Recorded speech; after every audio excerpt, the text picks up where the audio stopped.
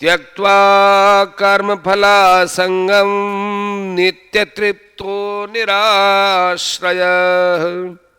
कर्मण्यभिप्रवृत्तोऽपि नैव किंचित् करोति सः। जो पुरुष समस्त कर्मों में और उनके फल में आसक्ति का सर्वथा त्याग करके संसार के आश्रय से रहित हो गया है और परमात्मा में नित्य तृप्त है, वह कर्मों में भली भांति बरता हुआ भी वास्तव में कुछ भी नहीं करता। प्रश्न, समस्त कर्मों में और उनके फल में आसक्ति का सर्वथा त्याग करना क्या है? उत्तर, यज्ञ, दान और तप तथा जीविका और शरीर निर्वाह के जितने भी शास्त्र विहित कर्म हैं, उनमें जो मनुष्य की स्वाभाविक आसक्ति होती है, जिसके कारण वह उन कर्मों को किए बिना नहीं रह सकता और कर्म करते समय उनमें इतना संलग्न हो जाता है कि ईश्वर की स्मृति या अन्य किसी प्रकार का ज्ञान तक नहीं रहता, ऐसी आसक्ति से रहित हो जाना, किसी भी कर्म में मन का तनिक भी आसक्त न होना,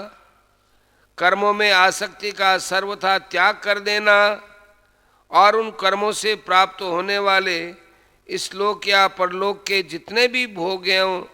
उन सब में जरा भी ममता, आसक्ति और कामना न करना, न रहना, कर्मों के फल में आसक्ति का त्याग कर देना है। प्रश्न, इस प्रकार आसक्ति का त्याग करके निराश्रय और नित्य तृप्त होना क्या है? उत्तर,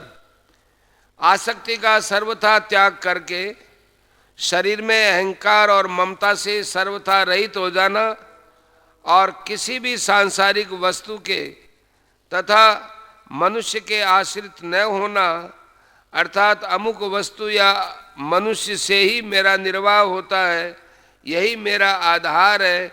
इसके बिना काम नहीं चल सकता, इस प्रकार के भावों का सर्वथा अभाव हो जाना ही निराश्रय हो जाना है। ऐसा होने पर मनुष्य को किसी भी सांसारिक पदार्थ की किंचन मात्र भी आवश्यकता नहीं रहती है, वह पूर्ण काम हो जाता है। उसे परमानंद स्वरूप परमात्मा की प्राप्ति हो जाने के कारण वह निरंतर आनंद में मग्न रहता है। उसकी स्थिति में किसी भी घटना से कभी जरा भी अंतर नहीं पड़ता, यही उसका नित्य तृप्त हो जाना है। प्रश्न, कर्मणि अभिप्रवृत्त है अपि न एव किंचित करोति सः। इस वाक्य में अभि उपसर्ग तथा अपि और एव अव्ययों के प्रयोग का क्या अभिप्राय है? उत्तर, अभी उपसर्ग से ये बात दिखलाई गई है कि ऐसा मनुष्य भी अपने वर्णाश्रम के अनुसार शास्त्रविद सब प्रकार के कर्म भली भांति सावधानी और विवेक के सहित विस्तार पूर्वक कर सकता है। अपि अव्यय से ये भाव दिखलाया गया है कि ममता, अहंकार और फलासक्ति युक्त मनुष्य तो कर्मों का स्वरूप से त्याग करके भी कर्म बंधन से मुक्त नहीं हो सकता और यह नित्य तृप्त पुरुष समस्त कर्मों को करता हुआ भी उनके बंधन में नहीं पड़ता,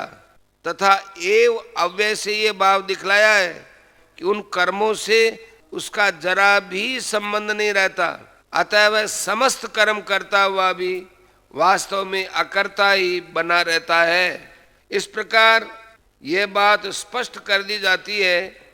कि कर्म में अकर्म और अकर्म में कर्म देखने वाले मुक्त पुरुष के लिए उसके पूर्ण काम हो जाने के कारण कोई भी कर्तव्य शेष नहीं रहता। उसे किसी भी वस्तु की किसी रूप में भी आवश्यकता नहीं रहती, अतः वे जो कुछ कर्म करता है वह किसी क्रिया से उपरत हो जाता है। सब शास्त्र सम्मत और बिना आसक्ति के केवल लोक हितार्थी कर्म करता है, उसके लिए उसके कर्म वास्तव में कर्म नहीं होते।